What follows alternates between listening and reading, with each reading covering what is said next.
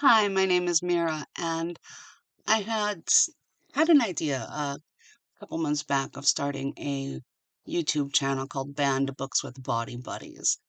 And my goal with this is basically to read some banned books, uh, get some of my friends to jump in, and we can discuss what the banned books mean in the storyline, why they might be considered banned in some areas. Luckily, where I live, I don't have to deal with banned books because Minnesota signed into the Constitution that you're not allowed to ban books, which I love.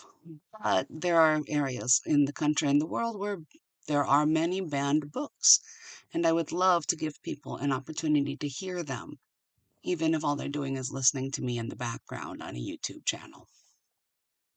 I was going to start with Fahrenheit 451, but I have a dear friend who has basically begged me to do Bram Stoker's Dracula. And here we are. I'm going to start with Bram Stoker's Dracula. Um, After that, I people can vote what they would like. I am kind of thinking of doing Pride and the Prejudice. I am also thinking of obviously doing Fahrenheit 451. I think that is a very important book in this day and age. Um, we need to remember what these things mean. They're, what was the term? It's a kind of science fiction where it's like predictive science fiction or speculative science fiction where it says this kind of thing could happen. It's kind of built to be a warning or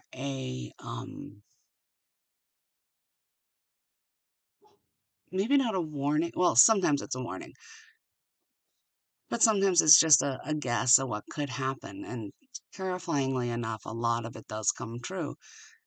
I don't know if it's sometimes it's like something that's just put into our minds and so we let it come true.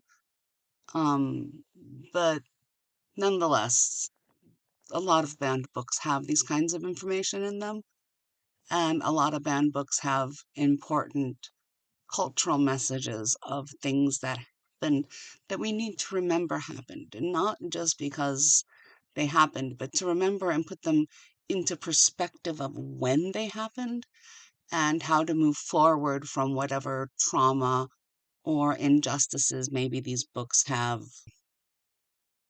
So we're going to start with Bram Stoker's Dracula because, again, I have a very dear friend who's basically been bugging me to do this. Even gave me showed me where to get the video recording software to be able to do this. So he's very invested in this. So we're going to start with Bram Stoker's Dracula, Chapter 1, Jonathan Harker's Journal, kept in shorthand. 3 May, Brist. Left Munich at 8:35 p.m. On the 1st of May, arriving in Vienna early next morning. Should have arrived at 6:46, but train was an hour late. Budapest seems a wonderful place from the glimpse which I got of it from the train and the little I could walk through the street. I feared to go very far from the station, as we had arrived late and would start near the correct time as possible. The impression I had was that we were leaving the west and entering the east.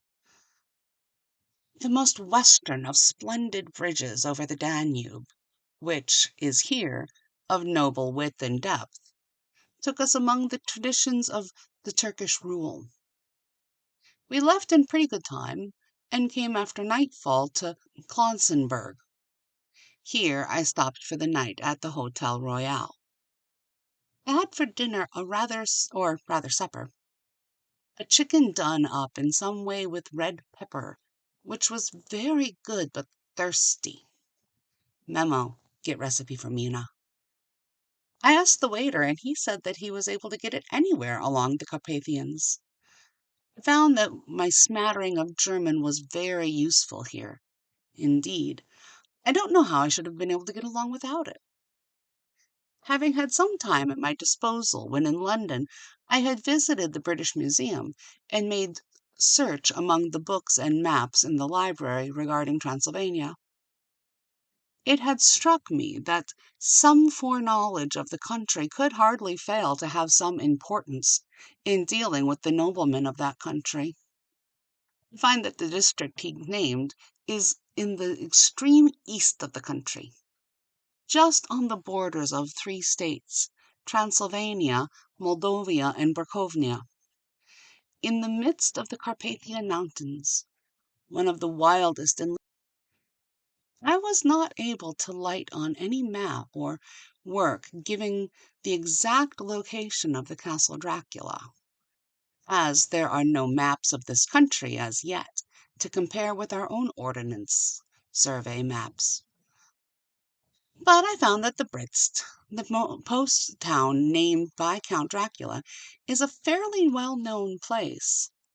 I shall enter some of my notes, as they may refresh my memory when I talk over my travels with Mina. In the population of Transylvania, there are 4 distinct nationalities: Saxons in the south, and mixed with them Walks, who are the descendants of Drakhans, Magyars in the west, and Skelskis in the east and north. I am going among the latter, who claim to be descended from Attila and the Huns. This may be so, for when the Magyars conquered the country in the 11th century, they found the Huns settled in it. I read that every known superstition in the world is gathered in the horseshoe of the Carpathians, as if it were the center of some sort of imaginative whirlpool. If so, my stay may be very interesting. Memo. I must ask the Count about all of them. I did not sleep well, though my bed was comfortable enough, for I had all sorts of queer dreams. There was a dog howling all night under my window, which may have had something to do with it, or it may have been the paprika, for I had to drink up all of the water in my carafe, and was still thirsty. Towards the morning I slept, and was awakened by the continuous knocking on my door. So I guess I must have been sleeping soundly then. I had for breakfast more paprika and a sort of porridge of maize flour, which was said to be mamagilia, and eggplant stuffed with forcemeat, a very excellent dish, which they call emplantia. Memo also get recipe for this. I had to hurry breakfast, for the train started at a little before 8, or rather it ought to have done so, for after rushing to the station at 7:30, I had to sit in the carriage for more than an hour before we began to move. It seemed to me that the further east you go, the more unpunctual are the trains. What ought they be in China? All day long we seemed to dawdle through our country, which was full of beauty of every kind. Sometimes we saw little towns or castles on top of steep hills, such as we were seen in old missals. Sometimes we ran by rivers and streams which seemed, from the very wide stony margin on each side of them, to be subject to great floods. It takes a lot of water, and running strong, to sweep the outside edge of a river clear. At every station there were groups of people, sometimes crowds, and in all sorts of attire. Some of them were just like the peasants at home, or those I saw coming through France and Germany, with short jackets and round hats and homemade trousers. But others were very picturesque. The women looked pretty, except when you got near them, but they were very clumsy about the waist. They had all full white sleeves of some kind or another, and most of them had big belts with a lot of strips of something fluttering from them, like the dresses in a ballet. But of course there were petticoats under them. The strangest figures we saw were the Slovaks, who were more barbarian than the rest, with their big cowboy hats, great baggy dirty white trousers, white linen shorts, and enormous heavy leather belts nearly a foot wide.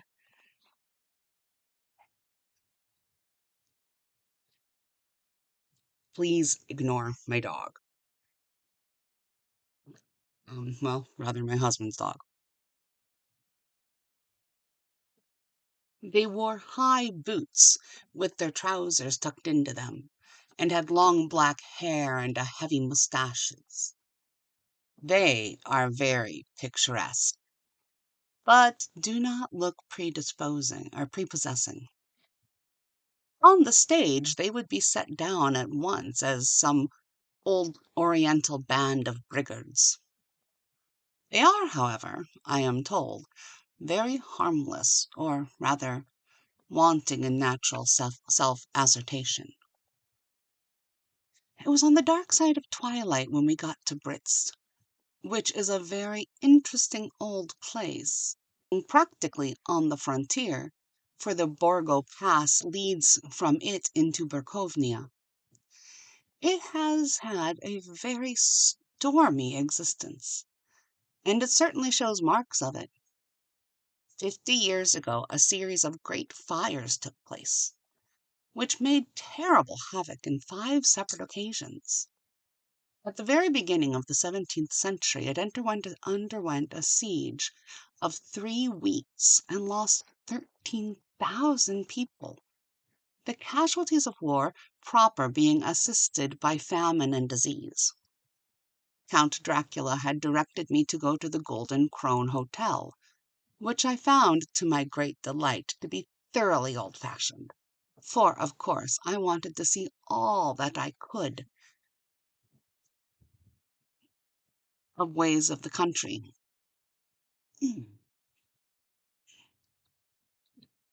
I was evidently expected, for when I got near the door I faced a cheery-looking elderly woman in the usual peasant dress, white undergarment with long double front apron and back of colored stuff fit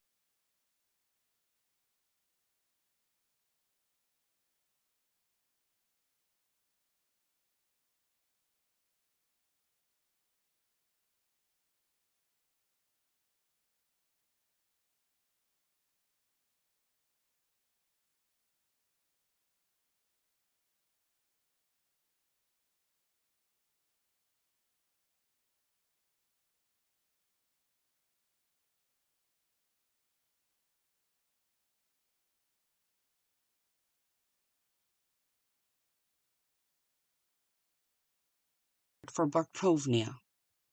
A place on it is kept for you, and will bring you to me. I trust that your journey from London has been a happy one, and that you will enjoy your stay in my beautiful land.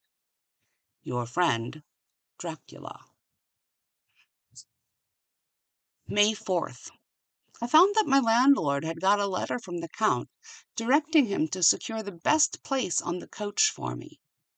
But on making inquiries as to the details, he seemed somewhat reticent, and pretended that he could not understand my German.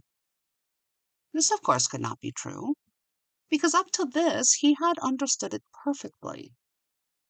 At least, he answered my questions exactly as if he did. He and his wife, the old lady who had received me, looked at each other in a frightened sort of way. He mumbled out that the money had been sent in a letter, and that was all he knew. When I asked him if he knew Count Dracula, and could tell me anything of his castle, both he and his wife crossed themselves, and, saying that they knew nothing of it at all, simply refused to speak further. It was so near to the time of starting that I had no time to ask anyone else, for it was all very mysterious, and not by any means comforting. Just before I was leaving, the old lady came up to my room and said in a very hysterical way, "Must you go?" Oh, young heir, must you go?"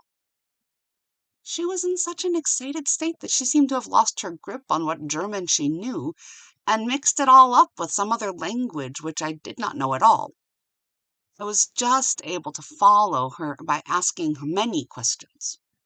When I told her that I must go at once and that I was engaged on important business, she asked again, "Do you know what today is?"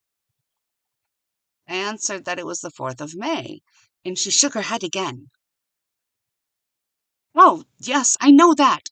I know that. But do you know what the day is?" On me saying that I did not understand, she went on. "It is the eve of St. George's Day. Do you not know what tonight is? When the clock strikes midnight, all the evil things in the world will have full sway. Do you know where you are going? And what are you going to?" She was in such an evident distress that I tried to comfort her, but without effect. Finally, she went down on her knees and implored me not to go, at least to wait a day or two before starting. It was all very ridiculous, but I did not feel comfortable. However, there was business to be done, and I could not allow and I could allow nothing to interfere with it. I therefore tried to rise her up, and as gravely as I could I thanked her, but my duty was imperative, and that I must go. She then rose and dried her eyes, taking a crucifix from her neck, offered it to me. I did not know what to do, for as an English churchman I have been taught to regard such things as in some measure of idolatrous, and yet it seemed so ungracious to refuse an old lady meaning so well and in such a state of mind. So she saw, I suppose, the doubt on my face, for she put the rosary around my neck and said, "For your mother's sake," and went out of the room. I am writing this part of the diary whilst I am waiting for the coach, which is, of course, late. And the crucifix is still round my neck. Whether it is the old lady's fear or the many ghostly traditions of this place, or the crucifix itself, I do not know. But I am not feeling nearly easy in my mind as usual. If this book should ever reach Mina before I do, let it bring her my goodbye. Here comes the coach. 5th of May, the castle. The grey of the morning had passed, and the sun is high over the distant horizon, which seems jagged, whether with trees or hills I know not, for it is so far off that big things and little are mixed. Am not sleepy, and as I am not to be called till I wake naturally, I write till sleep comes. There are many odd things to put down, and least who reads them may fancy that I dined too well before I left Brist. Let me put down my dinner exactly. I dined on what they called robber steak, bits of bacon, onion, and beef seasoned with red pepper, and strung on sticks and roasted over the fire, in the simple style of London's cat's meat. The wine was golden meadish, which produces a queer sting on the tongue, which is, however, not disagreeable. I had only a couple of glasses of this, and nothing else.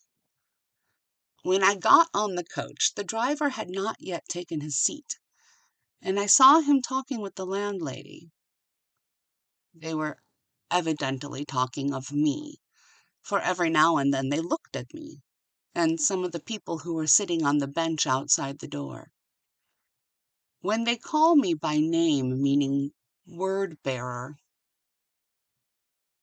came and listened, and then looked at me, most of them pityingly. I could hear a lot of words often repeated, queer words, for there are many nationalities in the crowd. So I quietly got my polyglot dictionary from my bag and looked them out.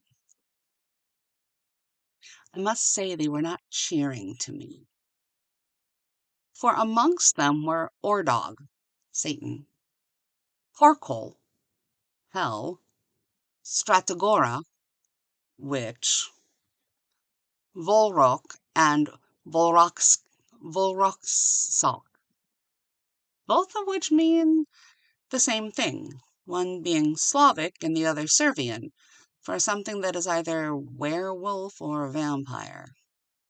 Memo: I must speak to the Count about these superstitions. When we started, the crowd around the inn door, which had by this time swelled to a considerable size, all made the sign of the cross and pointed 2 fingers towards me. With some difficulty, I got a fellow passenger to tell me what they meant. He would not answer at first, but on learning that I was English, he explained that it was a charm to guard against the evil eye. This was not very pleasant for me. Just starting for an unknown place to meet an unknown man. But everyone seemed so kind-hearted and so sorrowful and sympathetic that I could not but be touched. I shall never forget the last glimpse which I had of the inn yard and its crowded, picturesque figures, all crossing themselves, as if they stood round the wide archway, with its background of rich foliage of oleander and orange trees in green tubs clustered in the centre of the yard. When our driver, whose wide linen drawers covered the whole front of the box seat, Gatsa, they called them, cracked his big whip over the 4 small horses, which ran abreast, and we were set off on journey. Soon I lost sight and recollection of the ghostly fears and the beauty of the scene as we drove along. Although, had I known the language, or rather languages, with which my fellow passengers were speaking, I might not have been able to throw them off so easily. Before us lay a green, sloping land full of forests and woods. There were here and there steep hills crowned with clumps of trees or farmhouses, and black gable end of the road. There was everywhere a bewildering mass of fruit blossoms. Apple, plum, pear, cherry. As we drove by, I could see the green grass under the trees spangled with fallen petals. In and out amongst these green hills of what they call here the Mittelland.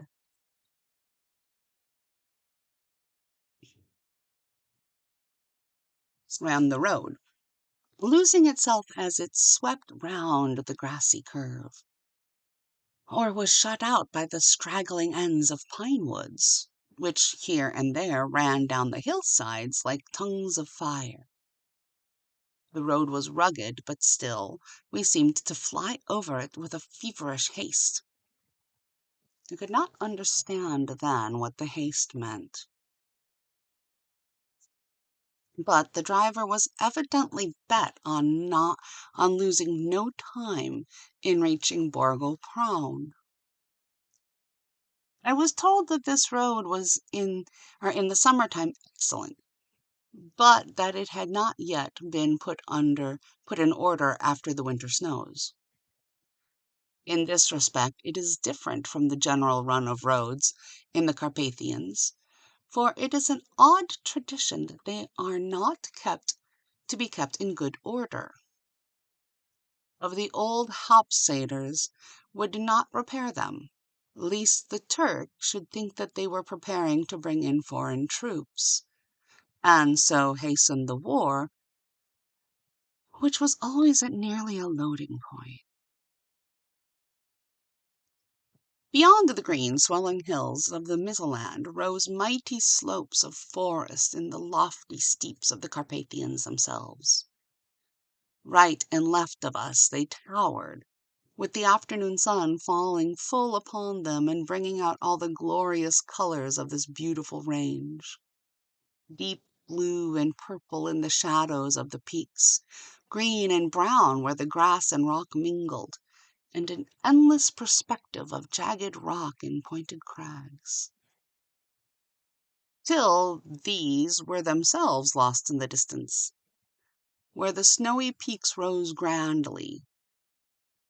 Here and there seemed mighty rifts in the mountains, through which, as the sun began to sink, we saw now and again the white gleam of falling snow or falling water. One of my companions touched my arm as we swept around the base of a hill and opened up the lofty snow-covered peak of a mountain, which seemed as we wound on our serpentine way to be right before us. "Look, Istenzreck, God's seat!" And he crossed himself reverently. As we wound on our endless way, and the sun sank lower and lower behind us, the shadows of the evening began to creep around us. This was emphasized by the fact that the snowy mountain top still held the sunset and seemed to glow out with a delicate cool pink. Here and there we passed Chesniks and Slavics, all in picturesque attire. But I noticed that Gortry was painfully prevalent. By the roadside were many crosses, and as we swept by, my companions all crossed themselves. Here and there was a peasant man or woman kneeling before a shrine, who did not even turn around as we approached, but seemed in the self-surrender of devotion to have neither eyes nor ears for the outer world. There were many things new to me, for instance, hayricks in the trees, and here and there very beautiful masses of weeping birch, their white stems shining like silver through the delicate green of the leaves. Now and again we passed a litter wagon, the ordinary peasant's cart, with its long snake-like vertebra, calculated to suit the inequalities of the road. On this were sure to be seated quite a group of homecoming peasants, the Chesniks with their white and the Slavics with their colored sheepskins, the latter carrying lance fashion with their long staves and with an axe end. As the evening fell, it began to get very cold, and the growing twilight seemed to merge into one dark mistiness, the gloom of trees, oak, beech, and pine, though in the valleys which ran deep between the spurs of the hills, as we ascended through the pass, the dark firs stood out here and there against the background of late-lying snow. Sometimes, as the road was cut through the pine woods that seemed in the darkness to be closing down upon us, great masses of grayness, which here and there were bestrewed with the trees, produced a particularly weird and solemn effect, which carried on the thoughts of the grim fantasies engendered earlier in the evening, when the falling sunset threw into strange relief the ghost-like clouds which amongst the Carpathians seemed to wind ceaselessly through the valleys. Sometimes the hills were so steep that, despite our driver's haste, the horses could only go slowly. I wished to get down and walk. Upon them, as we do at home, but the driver would not hear of it. "No, no," he said, "you must not walk here. The dogs are too fierce." And then he added that which he evidently meant for grim pleasantry, for he looked around to catch the approving smile of the rest. And you may have enough of such matters before you sleep. The only stop he would make was a moment's pause to light his lamps. When it grew dark, there seemed to be some excitement among the passengers, and they kept speaking to him, one after another, as though urging him to further speed. He lashed the horses unmercifully with his long whip, and with the wild cries of encouragement urged them on to further exertions. Then, through the darkness, I could see a sort of patch of light gray ahead of us, as though there were a cleft in the hills. The excitement of the passengers grew greater. The crazy coach rocked on its great leather springs and swayed like a boat tossed in a stormy sea. I had to hold on.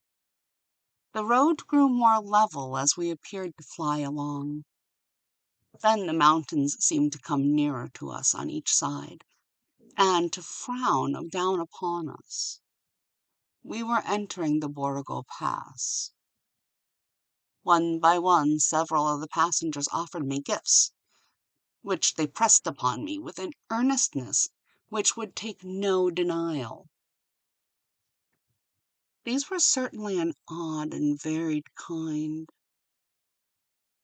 but each was given in simple good faith, with a kindly word and a blessing, and that strange mixture of fear-meaning movements which I had seen outside the hotel at Britsnick. The sign of the cross and the guard against the evil eye. Then, as we flew along, the driver leaned forward, and on each side the passengers, craning over the edge of the coach, peered eagerly into the darkness. It was evident that something very exciting was either happening or expected. But though I asked each passenger, no one would give me the slightest explanation. The state of excitement kept on for some little time, and at last we saw before us the pass opening out into the eastern side. There were dark clouds rolling overhead, and in the air the heavy oppressive sense of thunder. It as though the mountain range itself had separated two atmospheres, and that now we had gotten to the thunderous one. I was now myself looking out for the conveyance which was to take me to the Count. Each moment I expected to see the glare of lamps through the blackness, but all was dark. The only light was the flickering rays of our own lamps, in which the steam of our hard-driven horses rose in a white cloud. We could see now that the sandy road lying white before us, but there was on it no sign of a vehicle. The passengers drew back with a sigh of gladness, which seemed to mock my own disappointment.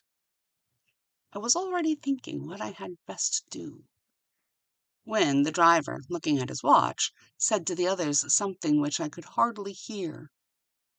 It was spoken so quietly, in so low a tone, I thought it was another hour less than the time. Then, turning to me, he said in German worse than my own, "There is no carriage here. The heir is not expected after all. He will now come to Berkovnia and return tomorrow, or the next day. Better the next day." Whilst he was speaking, the horses began to neigh and snort and plunge wildly, so that the driver had to hold them.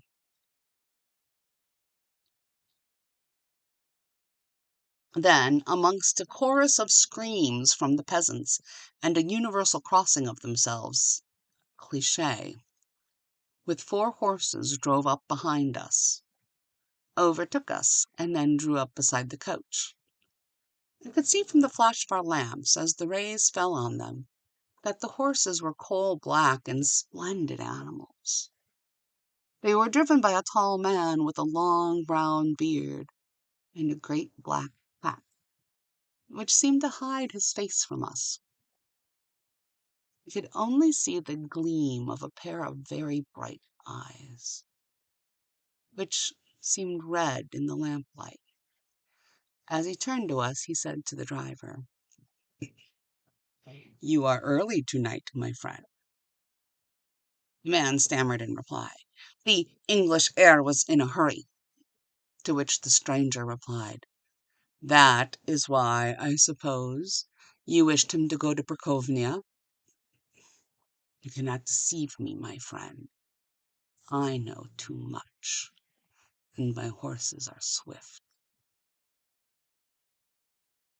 As he spoke, he smiled, and the lamplight fell on a hard-looking mouth with very red lips and sharp-looking teeth, as white as ivory.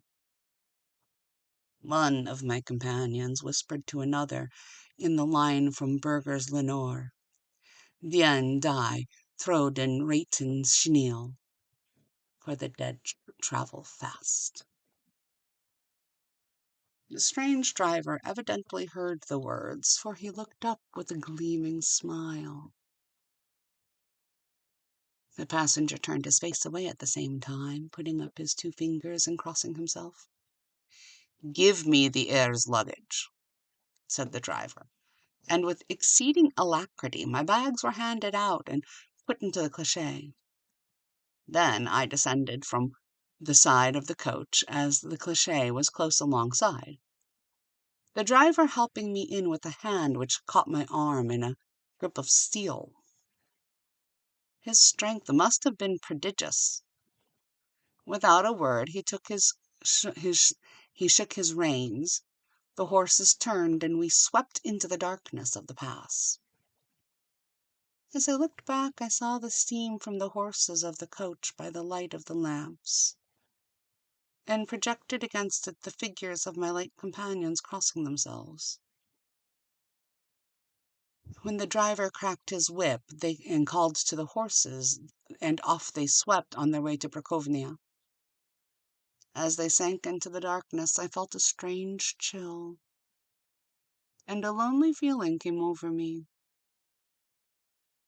But a cloak was thrown over my shoulders and a rug across my knees, and the driver said in excellent German, "The night is chill, Mynheer, and my master the Count bade me take all care of you. There is a flask of Silvolksnik, the plum brandy of the country, underneath the seat, if you should require it." I did not take any, but it was a comfort to know that it was there all the same. I felt a little strangely, and not a little frightened. I think there had been any alternative, I should have taken it, instead of prosecuting that unknown journey tonight, that unknown night journey. The carriage went along at a hard pace, straight along, and then we made a complete turn and went along another straight road. It seemed to me that we were simply going over and over the same ground again. And so I took note of some of the salient points, and found that this was so. I would have liked to ask the driver what this all meant, but I really feared to do so, for I thought that, placed as I was, any protest would have had no effect in case there had been an intention to delay. By and by, however, as I was curious to know how much time was passing, I struck a match, and by its flame looked at my watch. It was within a few minutes of midnight. This gave me sort of a shock, for I suppose the general superstition about midnight was increased by my recent experiences. I waited with a sick feeling of suspense. Then a dog began to howl somewhere in a farmhouse far down the road. A long, agonized wailing, as if from fear. The sound was taken up by another dog, and then another, and another, till borne on the wind which now sighed softly through the pass, a wild howling began, which seemed to come from all over the country, as far as the imagination could grasp it through the gloom of night. At the first howl the horses began to strain and rear, but the driver spoke to them soothingly, and they quieted down, shivered and sweated, as though after a run away from a sudden fright. Then, far off in the distance, from the mountains on each side of us began a louder and sharper howling, that of wolves, which affected both the horses and myself in the same way, for I was minded to jump from the cliché and run, whilst they reared again and plunged madly, so that the driver had to use all of his great strength to keep them from bolting. In a few minutes, however, my own ears got accustomed to the sound, and the horses so far became quiet that the driver was able to descend and to stand before them. He petted and soothed them, and whispered something in their ears, as I have heard of horse tamers doing, and with an extraordinary effect, for under his caress they became quiet and manageable again, though they still trembled. The driver again took his seat, and, shaking his reins, started off at a great pace. This time, after going to the far side of the pass, he suddenly turned down a narrow roadway which ran sharply to the right. Soon we were hemmed in with trees, which in places arched right over the roadway, till we passed as though through a tunnel. And again great frowning rocks guarded us boldly on either side. Though we were in shelter, we could hear the rising wind, for it moaned and whistled through the rocks, and the branches of the trees crushed together as we swept along. It grew colder and colder still, and fine powdery snow began to fall, so that soon we were all around us covered with a white blanket. The keen wind still carried the howling of the dogs, though this grew fainter as we went on our way. The bay of the wolves sounded nearer and nearer, as though they were closing around us on every side. I grew dreadfully afraid, and the horses shared my fear. The driver, however, was not in the least disturbed. He kept turning his head to the left and right, but I could not see anything through the darkness. Suddenly, away on our left, I saw a faint flickering of blue flame. The driver saw it at the same moment. He at once checked the horses and jumped to the ground, disappearing into the darkness. I did not know what to do, the less as the howling of the wolves grew closer. But whatever I wondered, the driver suddenly appeared again, and without a word took his seat, and we resumed our journey. I think I must have fallen asleep and kept dreaming of the incident, for it seemed to be repeated endlessly. And now, looking back, it is like a sort of awful nightmare. Once the flame appeared so near the road that even in the darkness around us I could watch the driver's motions. He went rapidly to where the blue flame arose. It must have been very faint, for it did not seem to illuminate the place around it at all, and, gathering a few stones, formed them into some device. Once there appeared a strange optical effect. When he stood between me and the flame, it did not obstruct it, for I could still see its ghostly flicker at all time. This startled me, but as the effect was only momentary, I took it that my eyes deceived me, straining through the darkness. Then for a time there were no blue flames, and we sped onwards through the gloom, with the howling of the wolves around us as though they were following in a moving circle. At last there came a time when the driver went further afield than he had yet gone, and during his absence the horses began to tremble worse than ever, and to snort and scream with fright. I could not see any cause for it, for the howling of the wolves had ceased altogether.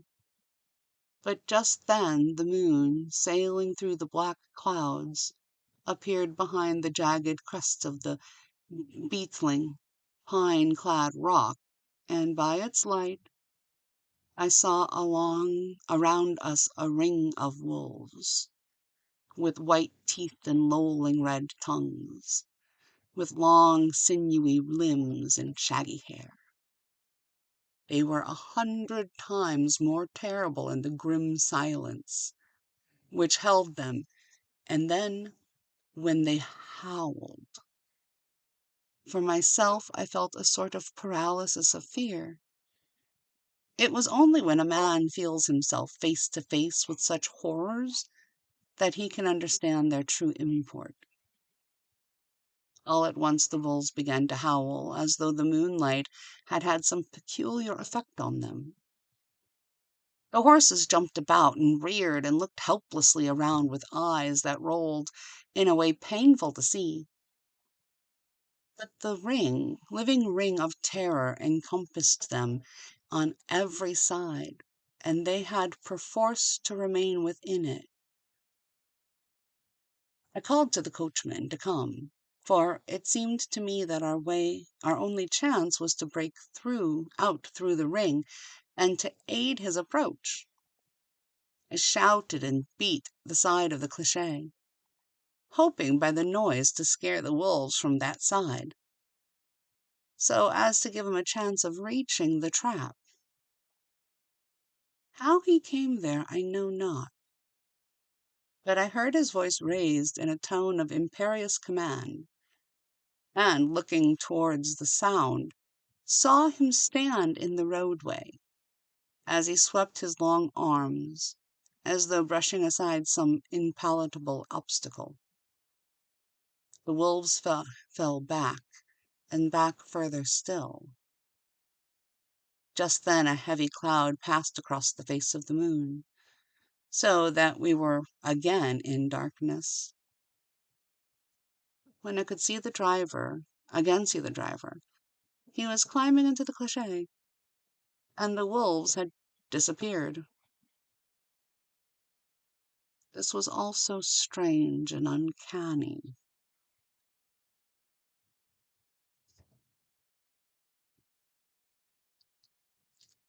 Lost my place, sorry. That a dreadful fear came upon me, and I was afraid to speak or move. The time seemed interminable as we swept on our way, now in almost complete darkness, for the rolling clouds obscured the moon. We kept on ascending, with occasional periods of quick descent, but in the main always ascending. Suddenly I became conscious of the fact that the driver was in the act of pulling up the horses in the courtyard of a vast ruined castle, from whose tall black windows came no ray of light, and whose broken battlements showed a jagged line against the moonlit sky. Chapter 1. The first time I read this through, it was a night, and I got more chills than I did now, but I think I also had some spooky music playing. I've never actually read Dracula. This shall be an interesting journey. Until then, I'll get the next one out as soon as possible after I learn to edit this one. Bye, guys.